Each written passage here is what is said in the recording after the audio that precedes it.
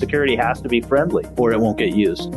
Hello, everyone, and welcome to the CyberWire's Hacking Humans podcast, where each week we look behind the social engineering scams, phishing schemes, and criminal exploits that are making headlines and taking a heavy toll on organizations around the world. I'm Dave Bittner from the CyberWire, and joining me is Joe Carrigan from the Johns Hopkins University Information Security Institute. Hello, Joe. Hi, Dave. We've got some good stories to share this week, and later in the show, we're joined by David Spark and Alan Alford. They are co-hosts of the Defense in Depth podcast. They've got some good stories to share as well.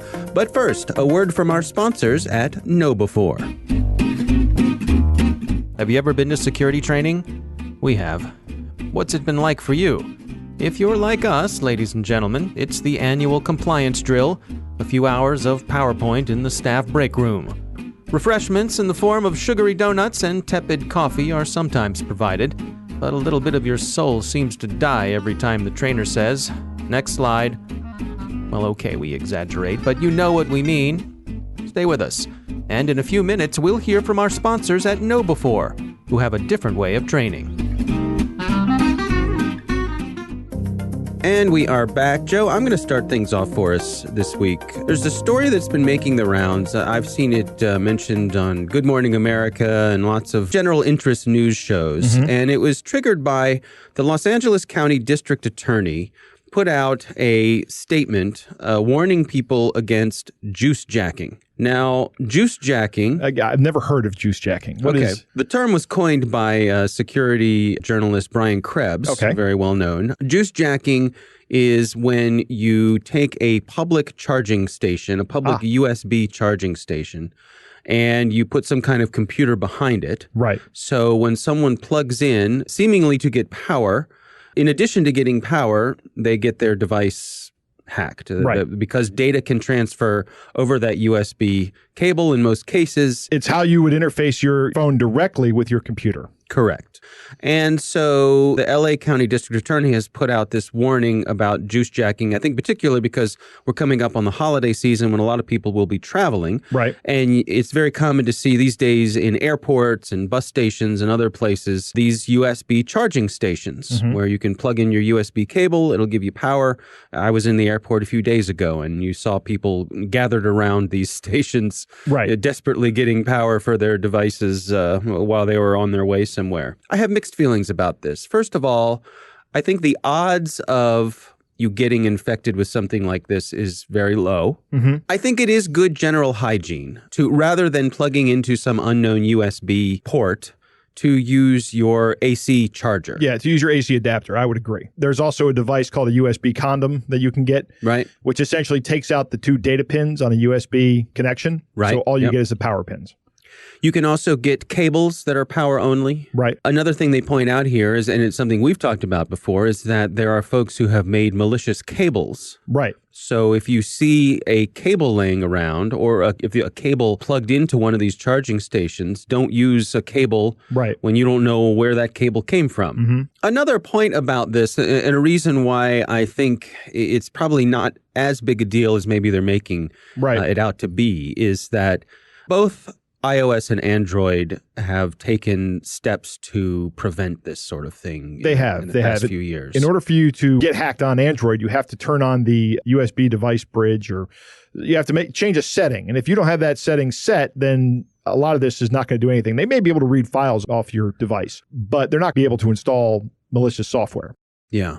Same on iOS. They're aware of this, and so they've taken mitigations to prevent it. But, just good hygiene, general hygiene. Carry that charging brick with you. Yep, I have one of those. Use that instead of plugging directly into that USB port. And that could be, again, I was traveling recently, and these days in hotels, lamps will have USB ports in them for you to plug things into. I still use the AC adapter. Just use the AC adapter. It's the safest way to go. Right. All right. Well, that's my story this week. Joe, what do you have for us? Dave, this week I want to talk about email. Okay. Again, I don't think we talk about email enough on this show. Okay. But Agari has a new report out from their Agari Cyber Intelligence Division, which they like to call ACID, which is a cool acronym. Right. Okay.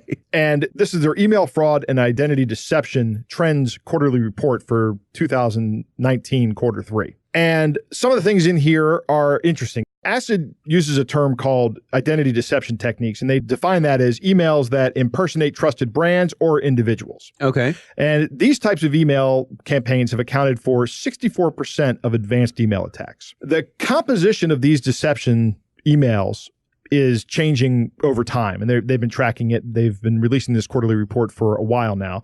They say that impersonating brands has dropped about 6%. As a percentage of these impersonation emails. But email attacks impersonating individuals have increased to 22% of the total of these impersonation attacks. And that's up from 12% in the previous quarter. Oh, that's interesting. That is almost doubled. Email spoofing people are parts of sophisticated business email compromise attacks, right? Or BEC attacks. And they tend to have higher payouts, which is probably why you're seeing an increase in them. And that's the thing where, I get an email that supposedly comes from my boss. Right. Asking me to buy some gift cards or something like that. Yep. And there's other types of this as well. Gift cards is actually number one for the campaigns, but payroll diversion is another kind of attack that accounts for about 25%. And then there are wire transfer, which accounts for a smaller part, but usually has a higher payoff. Another interesting thing in this report is that employee reporting of phishing attempts rose by 6%. That's good. It seems like it's good, but there's some really distressing information in here to me. So reporting goes up by 6%, but false positive rates go up by 7%. Right? Okay. What's shocking about this is that the false positive rate for employee reported phishing attempts is 75% now. 75% of employee phishing reports are actually not phishing emails. And that's really bad because another point they make in this report is that the time to investigate, to respond to one of these reports has increased by 14% as well. So now if you are doing everything you need to do to respond to one of these reports, one of these employee reports, it takes about 8 hours if it's a real incident. But it takes 7 hours, a little over 7 hours, if it's a false positive. And 75% of them are false positives. I don't know how to address that. I don't know. Right. I mean, you want your employees to send in things they're suspicious of. Right. You want to encourage that behavior. Yep. So do we need to do a better job training the employees to differentiate?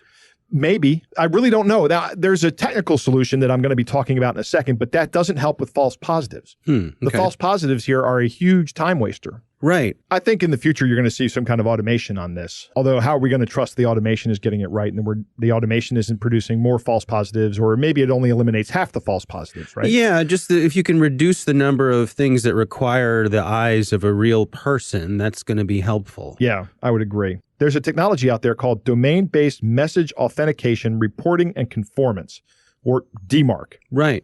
And basically, this is a DNS text record that companies put out on the DNS services that tells other companies what their policy is for validating the email. And this goes all the way back to, I think, 2002, when Yahoo came up with a way of validating emails with signatures, digital signatures. But there's other ways it works as well. And it's actually a pretty robust system. What's interesting is that the report said the implementation of DMARC records has increased, but the companies who have implemented reject policies in these records, which means if this email doesn't match this policy, you should reject it, is only 13% of Fortune 500 companies have reject policies in their DMARC records. Right. So that means that the other 87% either have nothing or tell you to quarantine the message, which is a very small portion of that. And then the other ones are just monitor the message. But it's shocking to me that the Fortune 500 companies don't have these policies fleshed out. Now, that's going to change very quickly, I think, that as these companies become more comfortable with the technology and the people at these companies become more comfortable, they're just going to start having these reject policies set. But they should really start looking at this a lot better because it's a really great way to avoid business email compromise. The problem with it, though, is that it has to be implemented on both sides of the communication.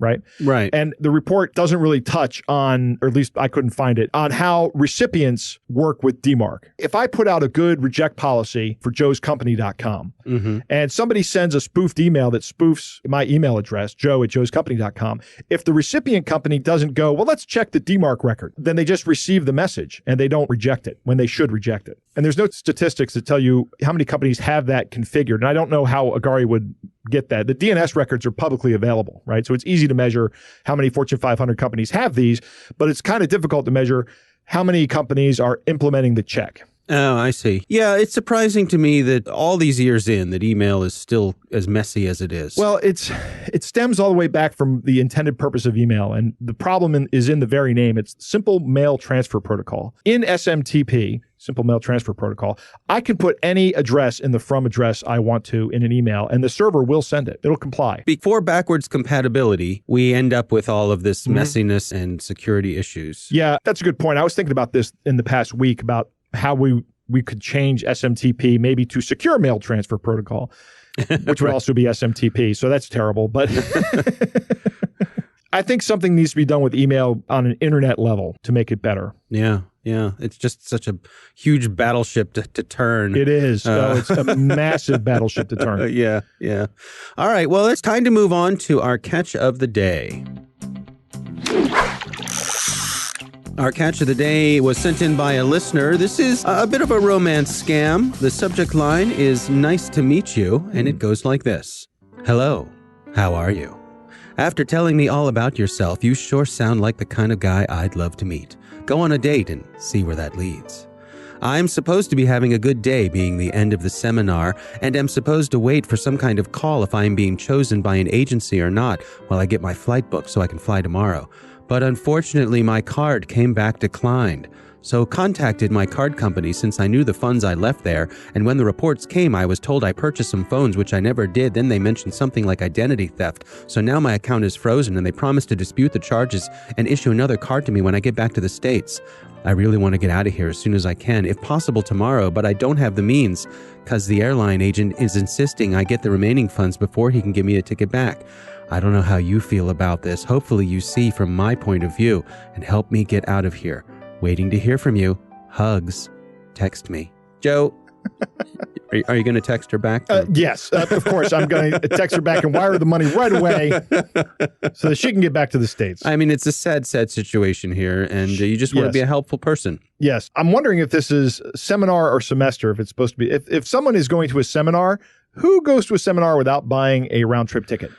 Good point. Yep. Good point. Although I suppose a seminar could be an opportunity to try to drum up some romance. If you're out of town or something like that, you could see that being alluring to some people. So, pretty funny, pretty standard stuff. Yeah. Good one. Yeah. Thanks for sending that in. All right.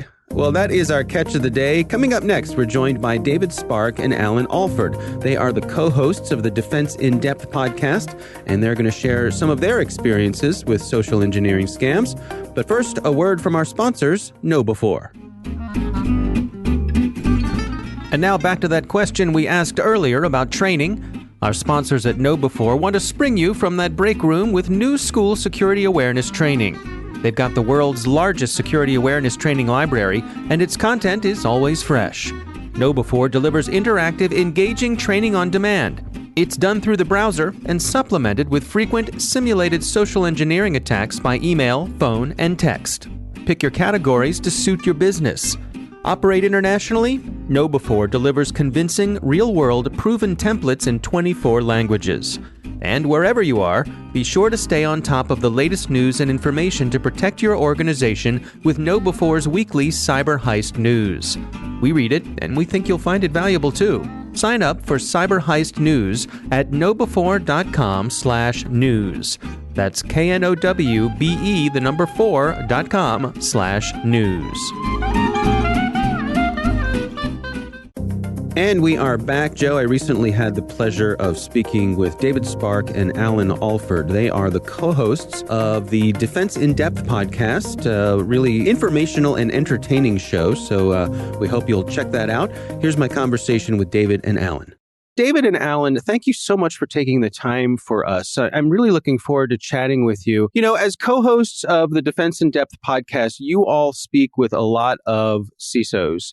And I'm curious what stories they're bringing back to the two of you in terms of dealing with things like social engineering, things like phishing, all of these human-facing attacks that they're up against these days. David, why don't I start with you? You know, it's interesting. You go immediately to like the outward threats, but one of the things that we keep talking about and is reported often is that, internal threats are the problem, but often the internal threats are not malicious in nature. They're purely someone trying to get their job done, and they're using some type of technology to get it done. So, what they think is the right thing to do, like forwarding email to a personal account, or someone telling them, forward your email to my account, which could be done maliciously or kind of unknowingly. So sometimes we are, quote, hacking humans in not a way that's meant to be malicious, but the end result is malicious. And that often, I will just say, just from the data, from the reports that we've seen, is more often the case of why there is, quote, an internal threat.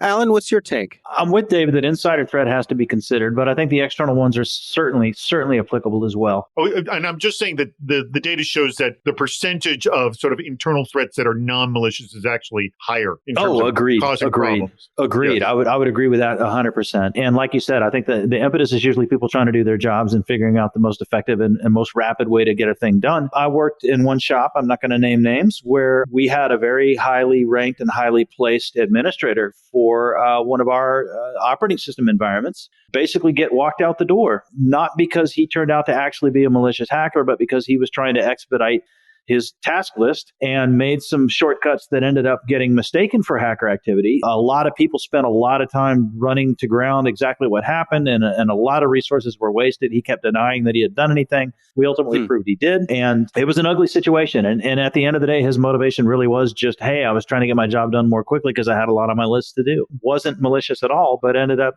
going south for everybody. I think it's a really good point. I heard a story from someone who they were telling me that their organization would not allow them to use services like Dropbox. They couldn't connect to those kinds of file sharing services, but they all still had to get their work done. And so everybody knew that if someone was trying to send you something via Dropbox, well, the way to do that was to log on to the Wi-Fi of the Starbucks in the lobby of the building, and now you can get the files that you needed. And I think when we talk about insider threats, that's the kind of thing where people are just trying to get their work done. And you have to be careful not to put up these roadblocks because people will find a way around them. Don't move the data, move the access to the data. Keep the data in one location, just shift where you're getting access to it so people can do what they need to do, which is often work from home. And there's a greater lesson, I think, in that story of the Starbucks Wi-Fi, and that is that security has to, absolutely must, especially in today's climate of BYOD, work from home, everything is SaaS now. You absolutely have to make security usable and friendly. And if you don't do those two things, security is going to be an obstacle, and security is going to be treated as an obstacle by those who most need it. And when people see something as an obstacle, what do? They go around it, they go under it, they go through it, they go over it, whatever it takes to get away from that obstacle. So if you don't make security usable, if you don't make it friendly, if you don't make it a good user experience, right, you're going to get bypassed every time. David, I'm curious, from your point of view, the experience that you have in marketing, in communications, as a skilled communicator yourself, how do you feel like we're doing in terms of messaging, of getting the word out about these sort of social engineering scams? I think it's minimal at most. I mean, honestly, most people hear little tidbits here and there, but I think the most common thing that is happening is this spear phishing attacks where people know the people to go after within an organization to be able to get the money that they need and to create these sort of fake emails that, and I know you talk about it all the time on this show, where they're asking for, gift cards. I mean, the most common scam. Or essentially, to get somebody invoiced, and it all seems legit. I think what companies should be doing is just understand that this is a normal practice, and how do we create internal systems that no matter what requests that comes in, we have essentially a multi-factor authentication process that goes on, that before anybody sends money out, a phone is picked up and you're calling somebody and you're getting a verbal okay from somebody or something else, whatever it is, but just assuming that this stuff happens all the time, and you must build at least two-factor authentication process to prevent the money actually going out the door. Alan, from your perspective, as someone who is in a leadership position with folks on the cyber side of the house, how do you send this message down to the people who work with you? In a variety of ways. Training and awareness are key. opening people's eyes to what can happen, sharing those stories, telling them and passing them on. Every shop I've been in, the bad thing has happened in one way or another. Somebody always manages to pull off some sort of scam or trick, and somebody always falls for it. So you collect those stories and share them and spread them. And you create training programs specifically around those, right? Anti-phishing training is pretty common practice. And one of the things I always do is I warn them, what are the key signs that it's a bad email? It used to be in the olden days, bad grammar, and it's obviously somebody that's scamming me. It's, give money now, please. And they don't even spell please right. And they don't use a period. Like, oh, that's how it used to go. Now it's so much more sophisticated. And so you have to get into the psychological tricks that the bad guys use and incorporate that and get those lessons on the table in your training, right? A false sense of urgency, appealing to your sense of curiosity, appealing to your sense of greed. There was a famous scam. For years, I lived in Austin, and there was a very famous scam all over Austin. You'd be at some shop and coming out to your car, and these guys in a white van would pull up, and they would offer to sell you stereo speakers. And what they would tell you is that they worked for the company. Austin. Was this a national one? Well. Oh, yeah. So they worked for the company. They accidentally ordered too many. Wink, wink, nudge, nudge. We'll sell them to you for super cheap. And the reality is there was no company. All of these speakers are actually poorly manufactured, cheap speakers that this is their actual sales technique. This is their distribution network, right? So it's things like that, right? If it seems too good to be true, it is. If it's appealing to your sense of greed, don't be greedy. There's some basic lessons there. I was at this conference in Philadelphia, and I heard something regarding phishing tests on employees. One of the things we had talked about in a previous episode is that you can always create a phish to get people. There's always a way to get it. And certain phishes have degree of sort of success severity in terms of how well it can go. And what they did with their phishing test is they actually put a score before they sent it out, like, oh, this one we expect, a much higher open rate than this one. So when they did do estimates of how successful they were with their employees, it was graded on a curve, if you will. That they expected the tougher ones, the ones that really got at people's greed or the fact that the Super Bowl was coming up, those would be opened up more than some of the sort of lower risk ones. And I thought that was very wise to handle. That's a great approach. One of my most triumphant moments as a CISO was getting the CEO himself to fall for one of my fake emails. I was like, yes, I got him. And that was obviously a very cunning and very well-crafted email. It's important with those programs, though. It's all about, Dave's question to us was, what are you doing and what are you seeing in terms of education and awareness, right? Anti-phishing programs are oftentimes used incorrectly in my mind because they're oftentimes used as a vehicle for shaming the end users. If the goal is truly to educate and train and teach, then, like David said, let that super crafty one out the door, but don't expect that you're going to get some miraculous resistance to it.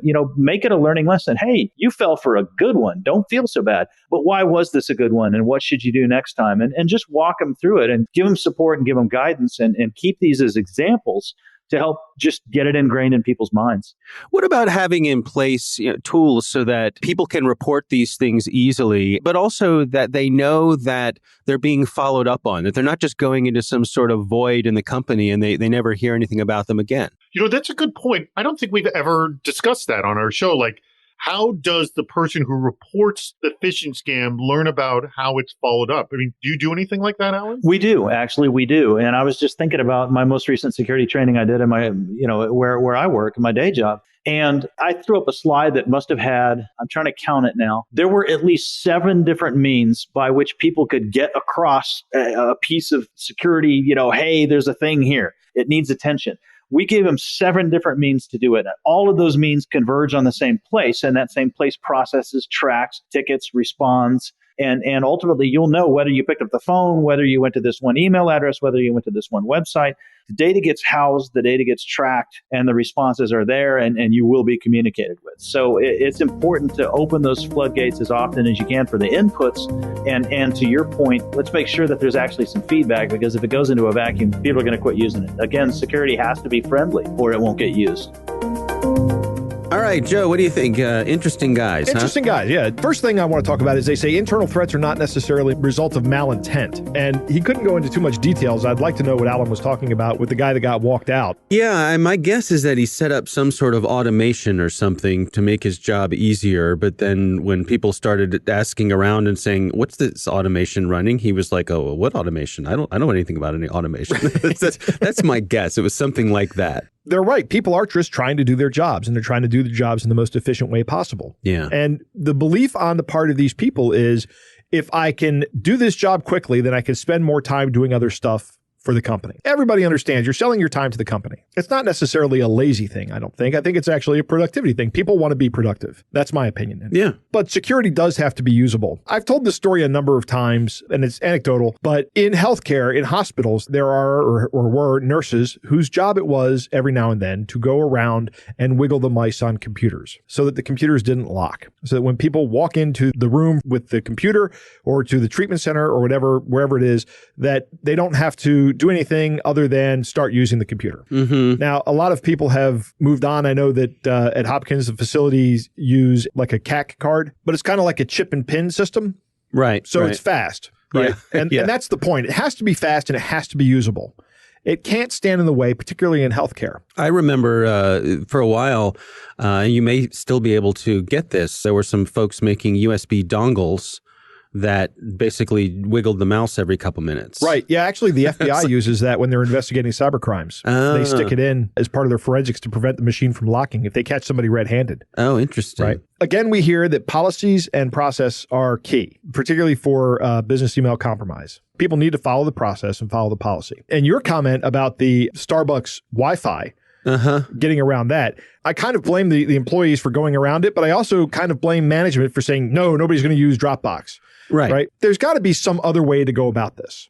Right. Yeah. Well, and I think that's the bigger point is that, people still have to get their work done. Right. And they're measured. They're rewarded and punished by how well they get their work done. So you've incentivized these people to get around your security. Right. Right. Exactly. And that gets me to my final point. If you're running one of these phishing exercises, don't use them to shame people.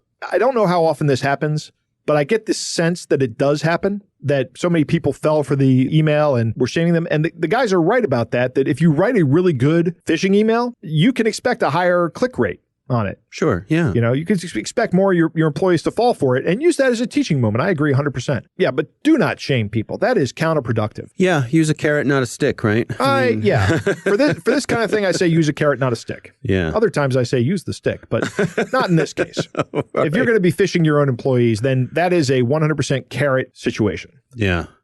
All right. Well, once again, thanks to David Spark and Alan Alford for joining us. They are co-hosts of the Defense in Depth podcast. We hope you'll check that out. It is a good show. That is our podcast. We want to thank our sponsors, KnowBe4. Their new school security awareness training will help you keep your people on their toes with security at the top of their mind. Stay current about the state of social engineering by subscribing to their Cyber Heist news at knowbe4.com/news. Think of KnowBe4 for your security training. We want to thank the Johns Hopkins University Information Security Institute for their participation. You can learn more at isi.jhu.edu. The Hacking Humans podcast is proudly produced in Maryland at the startup studios of Data Tribe, where they're co-building the next generation of cybersecurity teams and technologies. Our coordinating producer is Jennifer Iben. Our editor is John Petrick. Executive editor is Peter Kilpie. I'm Dave Bittner. And I'm Joe Kerrigan. Thanks for listening.